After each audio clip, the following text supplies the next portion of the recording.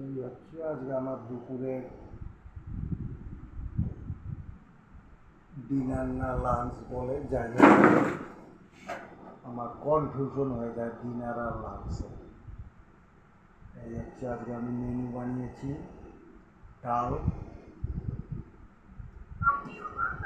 এই যে ডাল ডাল গাজর দিয়ে ডাল, উস্তাবটি, বাংলায় বলে উস্তবটি, আর হিন্দিতে কি বলে কারিলেকা কি, যাই হোক। সাথে নিয়েছি শসা এবং আম,